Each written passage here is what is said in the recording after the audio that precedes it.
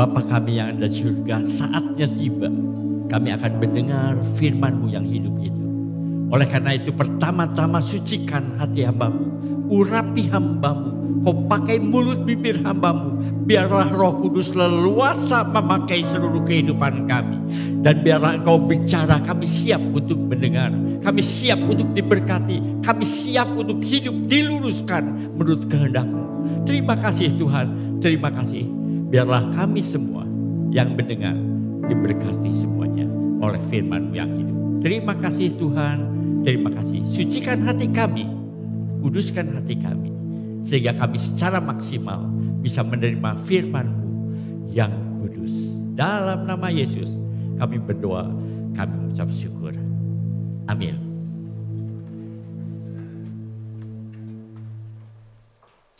Sebelum saya memulai, izinkan saya untuk mengucapkan Sinchung Gyohi.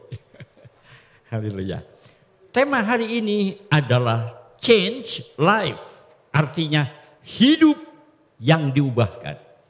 Bagaimana agar hidup kita diubahkan? Jelas yang mengubahkan adalah Allah sendiri. Firman Tuhan yang pertama kita baca adalah 1 Yohanes 4 ayat 19. Kita mengasihi karena Allah terlebih dahulu mengasihi kita. Jadi kalau Allah tidak mengasihi kita terlebih dahulu, tidak mungkin kita bisa mengasihi. Tidak mungkin kita bisa mengasihi Allah dan mengasihi sesama. Saya coba mengilustrasikan. Kasih Allah dan kasih manusia itu seperti matahari dan bulan. Seperti matahari adalah sumber cahaya. Sedangkan bulan bukan sumber cahaya. Ia hanyalah reflektor. Bulan hanya memantulkan cahaya matahari pada waktu malam hari. Artinya, kalau matahari tidak menyinari bulan, maka kita tidak bisa melihat bulan pada malam hari.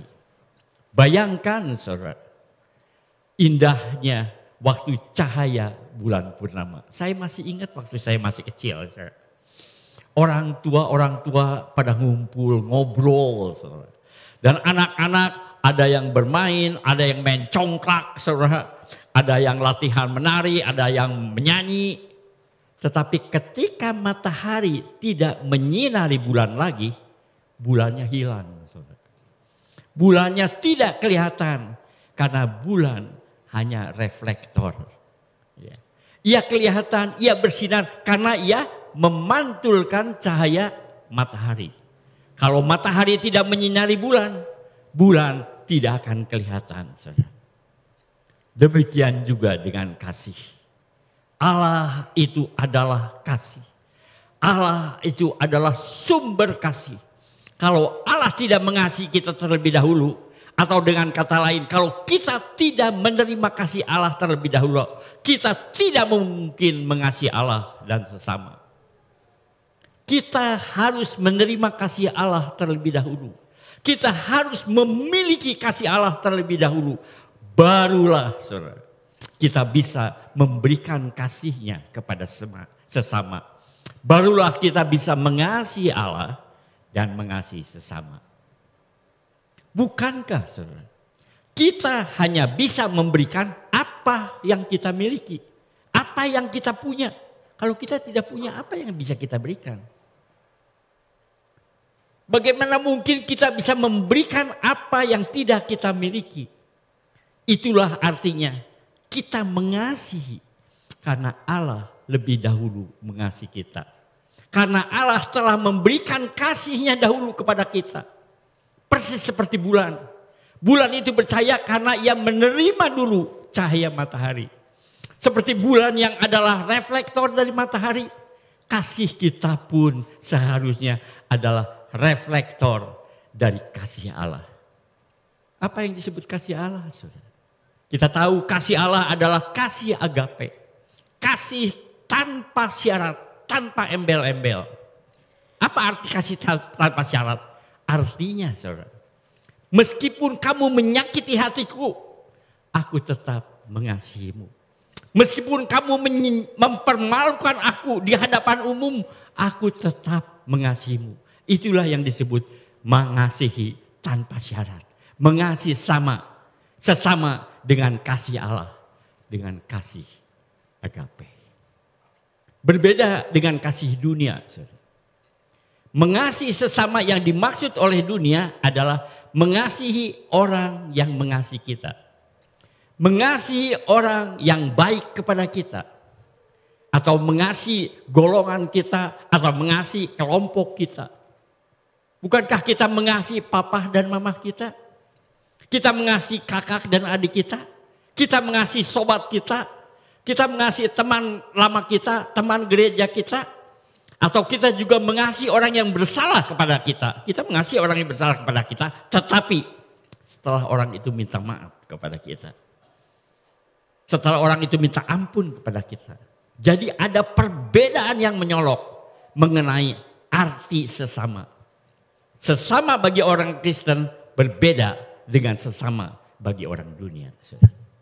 Dalam Matius 5, 46 sampai dengan 48. Apabila kamu mengasihi orang yang mengasihi kamu, apakah upahmu?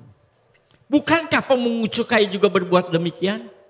Dan apabila kamu hanya memberi salam kepada saudara-saudaramu saja, apakah lebihnya daripada perbuatan orang lain? Bukankah orang yang tidak mengenal Allah pun berbuat demikian? Ayat 48, saudara. Karena itu haruslah kamu sempurna sama seperti Bapamu yang di sorga adalah sempurna. Kalau kita hanya mengasihi orang yang mengasihi kita, apa bedanya dengan orang dunia? Saudara? Mereka juga saling mengasihi. Saya katakan penjahat pun mengasihi temannya yang sama-sama penjahat. Penipu pun mengasihi temannya yang sama-sama penipu. Bahkan setan pun saudara, mengasihi sesama setan. Saling mengampuni, saling memaafkan. Itulah sebabnya kerajaannya langgeng, kerajaannya dapat bertahan. Kalau mereka tidak saling bersatu, mana mungkin kerajaan itu masih tetap berlangsung. Itu perkataan Tuhan Yesus. Karena mereka juga kompak, saudara. Dalam Lukas 11 ayat 18 yang dikatakan oleh Tuhan Yesus. Jikalau iblis itu juga terbagi-bagi dan melawan dirinya sendiri, bagaimanakah kerajaannya dapat bertahan? Terbagi-bagi itu artinya terpecah-pecah. Melawan dirinya sendiri artinya masing-masing mementingkan diri sendiri. Masing-masing egois. Setan pun tahu, saudara. Kalau demikian bagaimana mungkin kerajaannya dapat bertahan? Sebentar saja kerajaannya akan hancur, saudara. Karena gontok-gontokan antara setan. Setan saja, saudara. Saling mengampuni sama setan yang lain. Waktu saya merenungkan ayat ini. Sebenarnya dalam hati saya kaget, saudara. Jadi kalau kita hanya mengasihi orang yang mengasihi kita, apa bedanya dalam hal ini dengan iblis dan setan? Apa bedanya? Kerajaan mereka juga bertahan karena mereka saling mengampuni. Mereka bersatu artinya saling mengampuni, saling mengasihi. Jadi apa bangganya? Apa bangganya? Apa bedanya dengan para penjahat, para penipu, bahkan para setan dan iblis sekalipun? Mereka pun saling mengasihi di antara golongannya. Setelah Yesus berkata demikian, bahwa kita harus mengasihi orang yang tidak kita sukai. Kita harus mengasihi, bahasa Inggrisnya, orang yang pigelehen. Kemudian dilanjutkan dengan perkataan ini. Barulah Yesus berkata. Dan Matius 5 ayat 40. Karena itu haruslah kamu sempurna. Sama seperti Bapamu yang di sorga adalah sempurna. Saudara. Bagi saya orang yang bisa mengampuni secara agape. Itulah yang baru dikatakan Yesus sempurna. Yesus berkata haruslah kamu di dalam terjemahan lain hendaklah kamu sempurna. Mana mungkin saudara kalau syarat ke sorga harus sempurna. Mana mungkin manusia bisa sempurna. Kalau kita berusaha sekuat-kuat tenaga kita, kepala dijadiin kaki, kaki dijadiin kepala. Tetap saja saudara.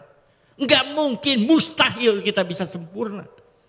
Omong kosong kita bisa sempurna. Sekali lagi, renungkan ayat kunci kita, ayat yang pertama. 1 Yohanes 4:19, kita mengasihi karena Allah lebih dahulu mengasihi kita. Kalau Allah tidak lebih dahulu mengasihi kita, gak mungkin, saudara. Jadi kalau kita tidak terlebih dahulu menerima kasih Allah, kasih agape itu, mustahil kita bisa mengasihi musuh kita. Omong kosong, saudara. Tidak mungkin kita bisa melakukan apa yang Yesus katakan. Tidak mungkin. Kamu harus sempurna sama Bapa manusia. Gak mungkin semuanya, saudara. Itulah sebabnya kita harus menerima dulu terlebih dahulu dari Allah. Matius 5 ayat 39. Tapi aku berkata kepadamu, janganlah kamu melawan orang yang berbuat jahat kepadamu. Melainkan siapapun yang menampar pipi kananmu, berilah juga kepada pipi kirimu. Hal yang hampir-hampir mustahil kita lakukan, saudara. Saya akan menceritakan kesaksian tentang seorang wanita yang saya dengar dari pendeta Yakub Susabda PhD. Yakub Susabda. Pak Yakub berkata, 4 tahun yang lalu saya berkenalan dengan seorang wanita. Seorang ibu muda yang memiliki 2 orang anak. Dan saat itu ia sedang mengandung tua. Yang mengandung anak yang ketiga. Dalam keadaan mengandung, saudara, ia memergoki. Ia menangkap basah. Suaminya selingkuh. Berhubungan seks dengan bibinya yang muda. Bibinya yang muda adalah pembantu rumah tangganya. Di mana, saudara? Di rumahnya sendiri. Bayangkan istrinya lagi ngandung. Wanita itu jadi kalap. Perempuan itu kalap. Seketika itu juga ia usir suaminya. Pergi kamu. Aku tidak mau melihat kamu lagi. Jangan sekali-kali kembali ke rumah ini lagi. Jangan sekali-kali. Ternyata suaminya juga ikut marah, saudara. Gak mau kalah. Dengar ya, suaminya bilang ke istrinya. Kamu akan menyesal mengusir saya. Kamu akan mohon-mohon, ngemis-kemis minta agar aku kembali lagi. Si istri ngedengar gitu dia berteriak. Tidak akan pernah aku mau melihat mukamu lagi. Pergi sekarang pergi. Suaminya pergi, saudara. Dari kenalannya, dari tetangganya, si istri tahu suaminya sudah kumpul kebo dengan seorang janda. Ya, setiap saya ngedengar kumpul kebo, kata saya kenapa nggak kayak kumpul sapi ya, kumpul kebo. Beberapa tahun kemudian, tepatnya 18 tahun kemudian. Mengapa ia tahu 18 tahun kemudian? Karena anak yang dikandungnya dulu sekarang sudah berumur 18. Dan peristiwanya pada waktu itu, saudara. Jadi dia ingat 18 tahun yang lalu. Ia mendengar bekas suaminya itu kena stroke berat. Setelah bekas suaminya itu terkena stroke, otomatis si janda yang kumpul kebonya mengusirnya. Ia tidak mau mengopeninya. Ia tidak mau mengurusnya.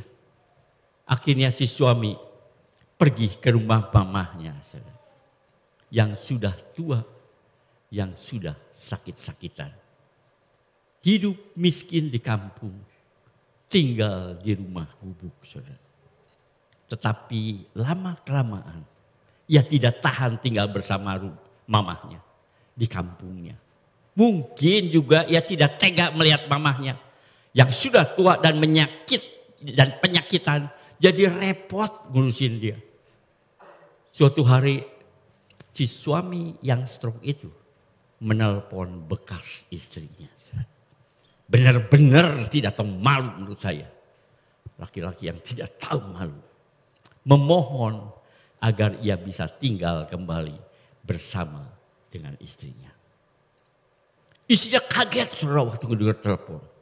Dan jadi bingung, saudara. Jadi gelisah. Ia mencari Pak Yakub untuk meminta nasihat. Apa nasihat Pak Yakub? Pak Yakub ternyata tidak ada di rumahnya. Ia sedang mengikuti retreat karena salah satu pembicara adalah beliau. Saudara. Si istri pergi ke tempat retreat untuk menjumpai Pak Yakub. Pak Yakub Susabda. Si istri bertanya kepada Pak Yakub, apa yang sebaiknya saya lakukan terhadap bekas suaminya yang tidak tahu malu itu? Apa yang harus aku lakukan? Bekas suaminya yang sangat ia benci. Pak Yakub terdiam sesaat. Kemudian menjawab. Jawabnya apa? Saya tidak tahu. Mau diapakan bekas suamimu itu? Kalau ia kembali ke rumahmu, mau kau apakan? Perlu diketahui, Pak Yakub Susabda itu ahli dalam bidang psikologi. Ahli dalam bidang psikiater. Dia tahu jiwa si wanita itu. Pendeknya sih dia ahli dalam hal jiwa. Sehingga ia hati-hati dalam menjawabnya. Ia kemudian berkata, coba saja pada Yesus. Apa maunya Yesus tentang tentang suaminya. Sambil suaranya meninggi, perempuannya jadi marah. Sambil suaranya meninggi karena emosi, tanya pada Yesus. Kalau tanya pada Yesus, saya tahu pasti Tuhan Yesus mau saya mengampuni. Saya tuh tanya Bapak, bukan tanya Tuhan Yesus. Mengapa saya harus tanya Tuhan Yesus? Saya udah tahu lah jawaban Tuhan Yesus siapa. Pak Yakub menjawab dengan tenang. Saya tuh hamba Tuhan. Saya tuh pendeta. Saya tuh pengikat Yesus. Jadi saya harus nurut maunya Yesus. Saya harus nurut. Saya tuh pendeta, pengikut Tuhan. Seminggu kemudian, perempuan itu langsung pulang, saudara, marah. Seminggu kemudian apa yang terjadi? Apa yang terjadi, saudara? Si istri itu pergi jemput bekas suaminya yang sudah seperti barang rongsokan. Saudara. Manusia yang sudah tidak ada gunanya lagi, saudara. Bayangkan, saudara, yang ngopenin dia. Ia nyuapin si suaminya. Bahkan membersihkan kotoran yang berceceran. Meskipun menurut dugaan saya suaminya sudah pakai pampers. Tapi masih ada aja putih. Dia bersihkan semua. Si istri berkata jujur. Aku sebenarnya benci sekali kepadanya. Tapi herannya katanya. Mengapa aku mau menolongnya? Mengapa aku mau mengopeninya? Kemudian si suami itu minta dibaptis. Setelah dibaptis tak lama kemudian si suami itu mati. Mati. Setelah suaminya mati, ia merenung. Ia merenung mengapa ia mau ngopenin suaminya itu. Mengapa? Mengapa? Ia tiba-tiba ingat waktu ia muda sebelum ia menikah. Ia pernah berdoa sungguh-sungguh kepada Tuhan. Berikan kasih-Mu itu kepadaku. Berikan Tuhan. Karena dia merasa betapa susahnya mengasihi orang lain. Dan saat ia melayani suaminya yang stroke itu. Tuhan menganugerahkan kasih-Nya. Tuhan memberikan kasih-Nya. Bagaimana caranya kasih Allah mengubah hidup manusia? Tidak ada seorang pun yang tahu. Itu adalah Tuhan yang lakukan. Tetapi satu yang dia pasti. Kalau kita menerima kasih Allah, maka hidup kita pasti berubah. Persis seperti perempuan ini. Mengapa dia mau mengampuni barang rongsokan suami yang tidak tahu terima kasih? Karena ia menerima kasih Allah. Si istri yang begitu membenci suaminya tiba-tiba hidupnya berubah. Ia mengopeni suaminya. Ia menyuapi suaminya. Ia melayani suaminya. Ia tidak mengeluh lagi. Ia tidak bersungut-sungut lagi. Hidupnya diubahkan. Change the life. Hidupnya diubahkan Tuhan. Ketika saya mempersiapkan khotbah ini. Tiba-tiba saya teringat lagu Seperti Yesus. Seperti Yesus. Bukankah Yesus memiliki kasih Allah? Seperti Yesus, itu saja ku minta dalam jalanku sampai ke surga. Saya mau seperti Yesus. Kerinduan terdalam dalam hidup kekristenan seharusnya adalah hidup seperti Yesus. Bukan sama dengan Yesus. Gak mungkin kita sama dengan Yesus. Yesus adalah Allah. Tapi seperti Yesus. Seperti Yesus. Hidup Yesus adalah hidup yang diubahkan. Saudara. Sekarang saudara. Bagaimana agar hidup kita diubahkan. Hidup yang semakin mirip dengan Yesus. Saya teringat saudara. Ketika beberapa orang berkata, kalau kita melihat si James, namanya aja si James, sebenarnya saya nggak tahu namanya siapa saudara. Ya, kalau kita melihat si James mirip sekali dengan papahnya, cara jalannya, cara senyumnya, cara mikirnya, mirip sekali dengan papahnya. Orang-orang berkata, si James sih benar-benar fotokopi dari bapaknya, saking miripnya saudara. Udah kayak fotokopi aja. Mengapa si James dikatakan seperti fotokopi dari bapaknya? Karena saking miripnya. Hubungan si James dengan bapaknya itu sangat erat. Ia selalu bergaul dengan bapaknya. Minta nasihat bapaknya pada waktu ia harus mengambil keputusan. Sehingga lama-lama hidupnya sangat mirip dengan bapaknya. Saya teringat akan nasihat dari kitab Amsal. Amsal 13 ayat 20. Siapa bergaul dengan orang bijak, menjadi bijak. Tapi siapa berteman dengan orang bebal, menjadi malang. Kalau kita selalu bergaul dengan orang bijak, lama-lama hidup kita juga semakin bijak. Demikian juga sebaliknya. Jadi hidup kita dipengaruhi dengan siapa kita bergaul erat. Ada pepatah berkata, kalau kita ingin tahu siapa diri orang itu, misalnya ada orang baru, kita ingin tahu siapa diri orang itu sebenarnya gampang. Enggak susah. Lihat saja dengan siapa ia selalu bergaul. Siapa sahabat karibnya. Lihat. Ya, pergaulan. Suatu saat teman saya berkata kepada saya. Teman saya berkata, lu tahu si Akas? Ya tahulah. Yang kalau berdiri dan jalan harus pakai krek. Karena dia cacat. Dia berdiri, jalan harus pakai krek. Dia duduk saja biasanya. Karena kakinya kecil, kakinya cacat dan lemah.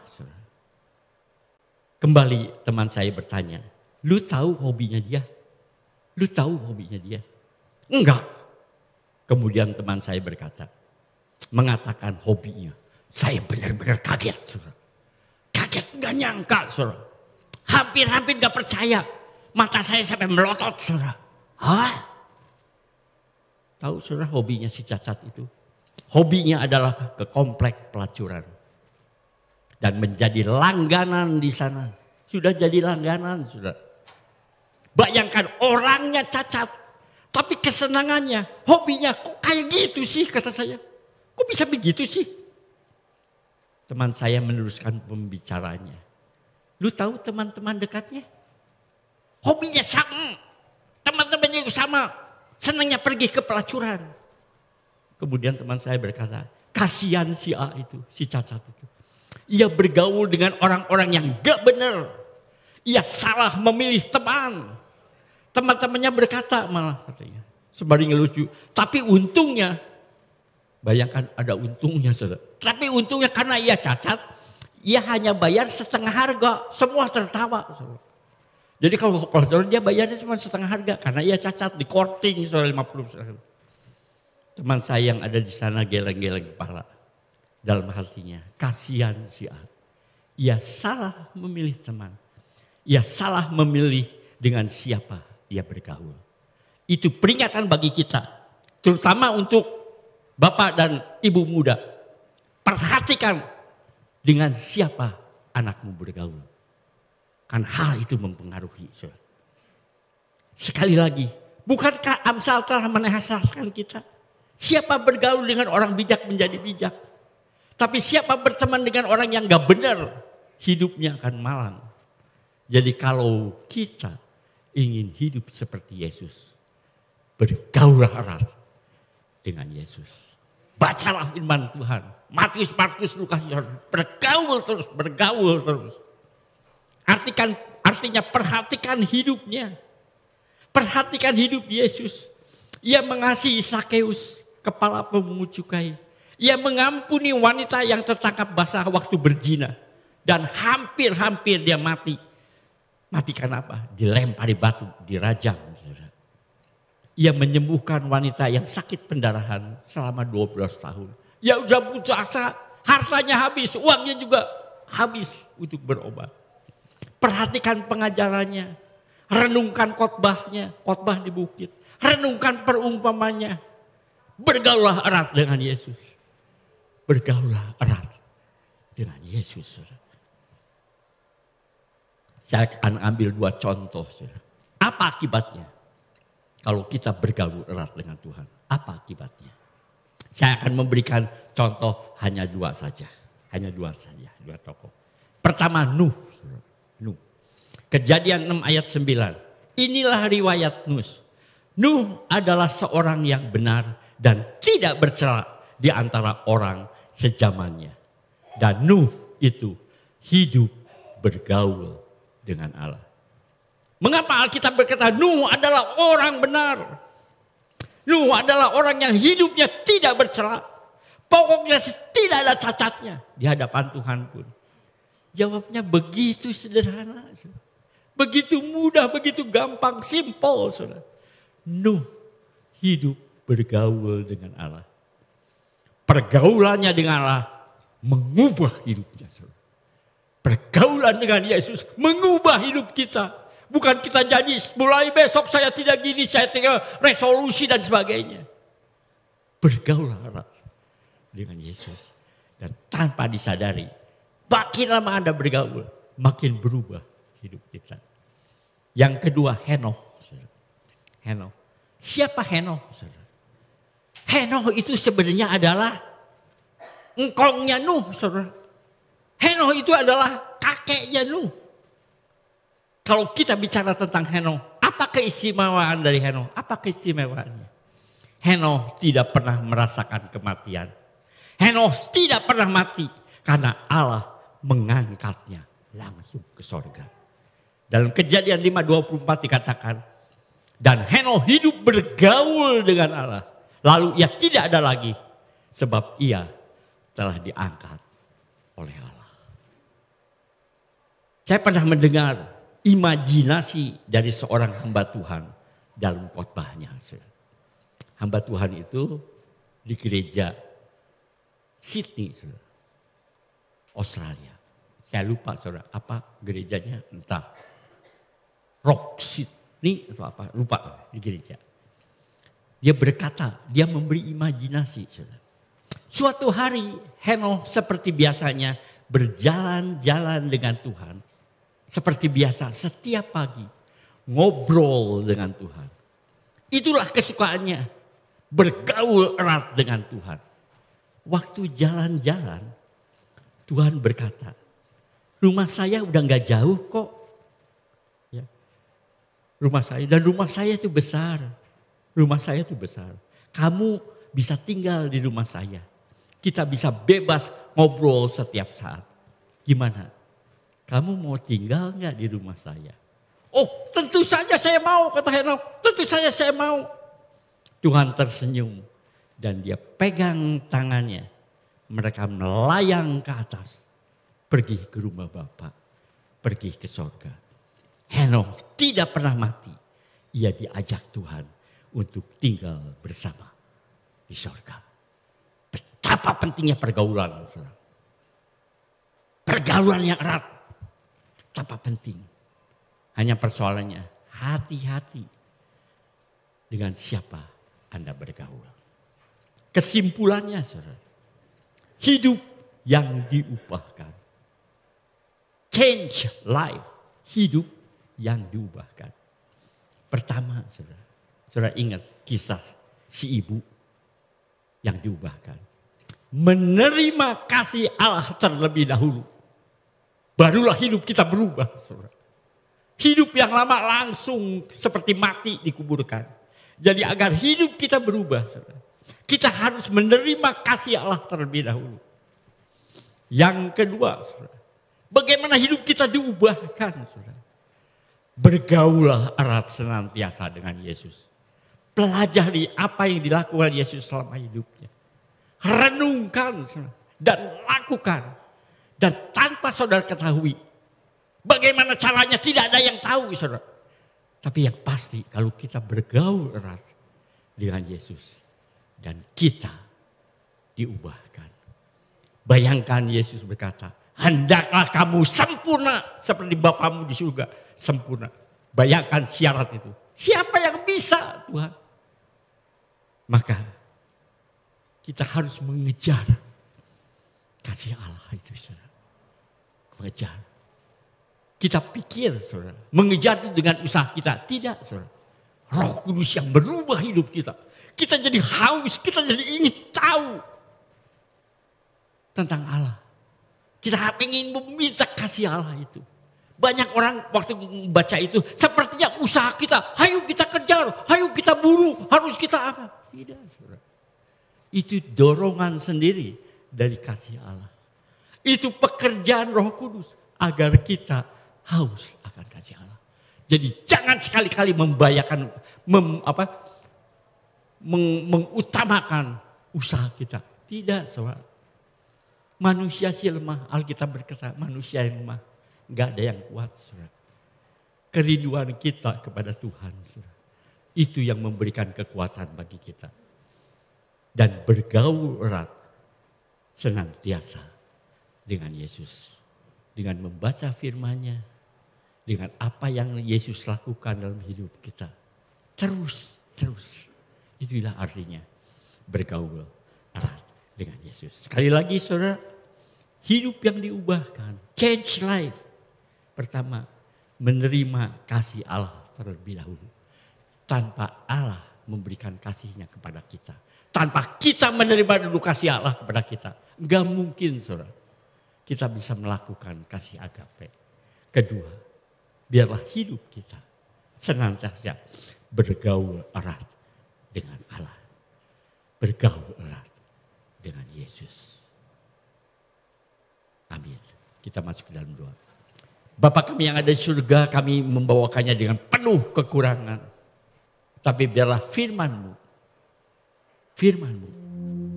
pergaulan erat dengan firman-Mu, itu mengubah hidup kami. Kita tidak seorang pun tahu bagaimana caranya. Tapi bergaul eratlah dengan Tuhan yang kami kenal, Yesus. Maka kami akan seperti Henokh. Kami akan seperti itu yang hidupnya diubahkan. Terimalah terlebih dahulu kasih Allah. Karena tanpa kita menerima kasih Allah, kita tidak bisa memberikan. Mana mungkin kita memberi kalau kami tidak menerima. Terima dulu kasih Allah. Dan hidup kita akan diubahkan. Terima kasih Tuhan. Terima kasih. Kami akhiri ya Tuhan ibadah ini dengan penuh rasa syukur hanya dalam nama Tuhan Yesus Kristus, Juru Selamat dan Penebus kami yang hidup. Saya undang saudara bangkit berdiri dan kita akan menerima berkat daripada Tuhan. Mari kita angkat tangan kita. Kiranya berkat dari Allah Bapa, kasih karunia damai sejahtera dan sukacita daripada Tuhan Yesus dan persekutuannya Roh Kudus menyertai saudara-saudara dari saat ini sampai Maranatha, kedatangan Tuhan Yesus yang kedua kali.